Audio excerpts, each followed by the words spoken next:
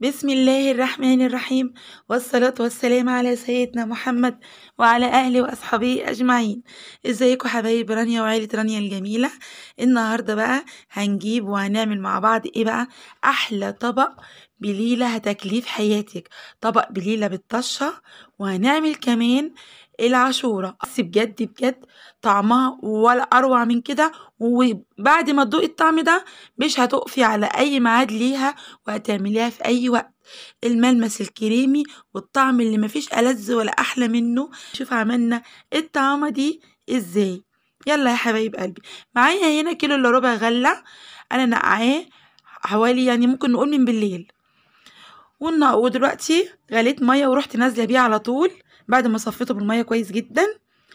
وبعد كده هسيبه لما يبتدي يغلي، بس قبل كده هكون حاطة 3 معالق كبار من السكر. ممكن تحطي ربع كوباية، او ممكن تكتري كمان نص كوباية.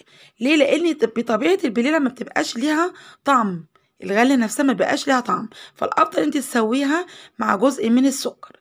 دلوقتي اول ما غليت معايا بنزل معاكم هنا ب3 معالق كبار من الرز المنقوع لمدة 10 دقايق بس، فقط لا غير.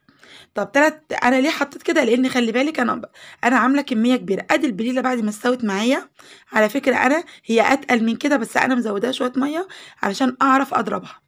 انا واخده هنا كوبايه كبيره. وتعالوا نشوف التركايه.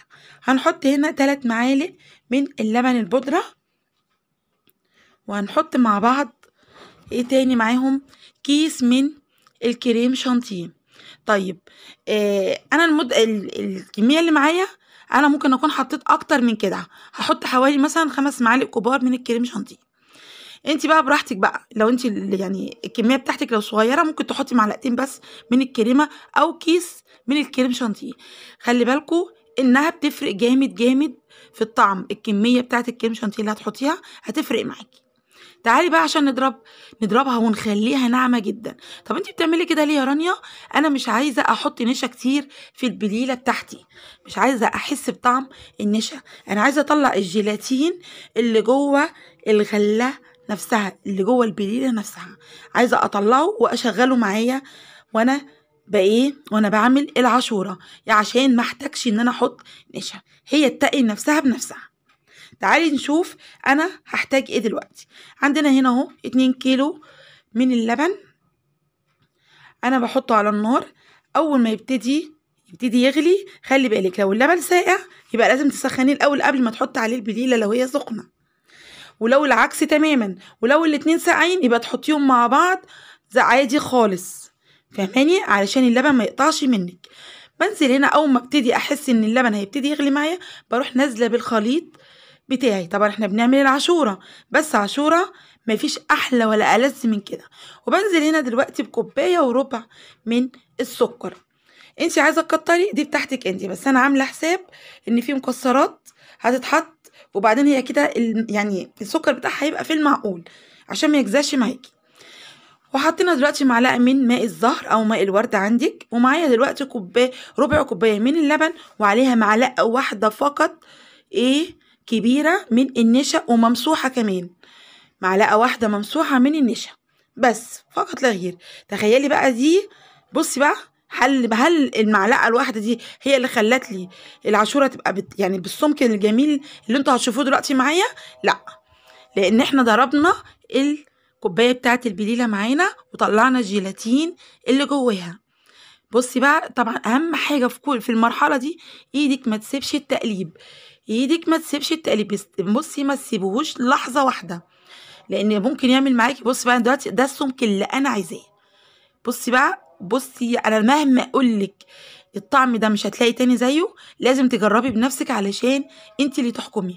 وانا متعوده معاكم دايما بقول لكم انا عايزاكم تجربوا وصفاتي وتقولوا لي، واللي عندها اي استفسار انا تحت امركم حبايب رانيا.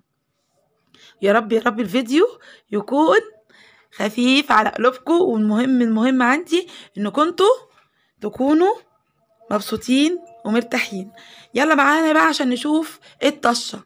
ايه دي يا رانيا؟ معلقتين زبده كبار، عليهم كوبايه كنافه كانت في الفريزر عندي، كسرتها ناعم ونزلت عليهم. اول ما خدت لون اصفر بسيط قمت نازله بربع كوبايه من السكر العادي خالص، وقلبت. السكر هيديها اللون بسرعه جدا جدا، وهتشوفي معايا.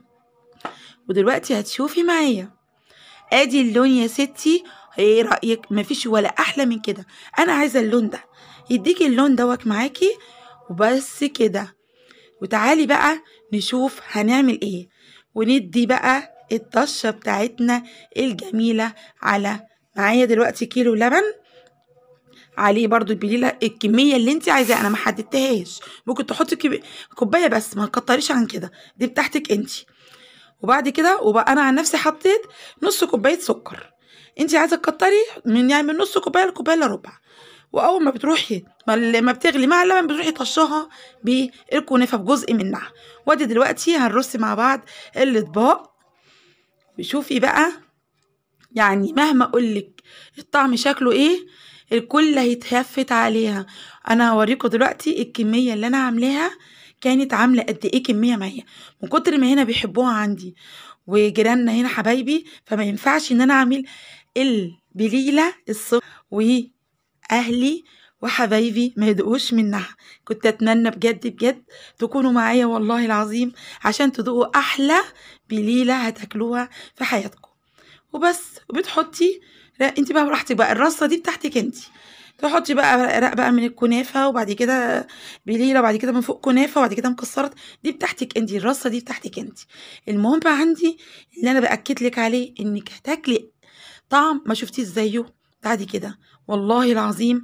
وعايزه اقول لكم العاشوره انا كنت عامله منها كتير جدا، لان هنا بسم الله ما شاء الله بيحبوها جدا عندنا، فكان لازم اكتر في الكميه. المهم عندي انك بالله عليكم اوعوا تنسوني باللايك لايك لايك والاشتراك. ويا رب يا رب الفيديو يكون عجبكم. وايه رأيكم بقى؟ ادي كمية العاشورة اللي احنا عملناها دي، بس العاشورة اللي انتوا شايفينها دي العاشورة اللي هي باللبن، لحقت منهم اللي انا صورته معاكم. وادي الكمية اللي احنا عملناها. طبعا انا مكترة جدا في العاشورة عشان الكل ان شاء الله الكل يدوقها وياكل منها. ويا رب يا رب الفيديو يكون عجبكم، وما تنسونيش باللايك والسبسكرايب والشير حبايب رانيا. يلا الف الف هنا للي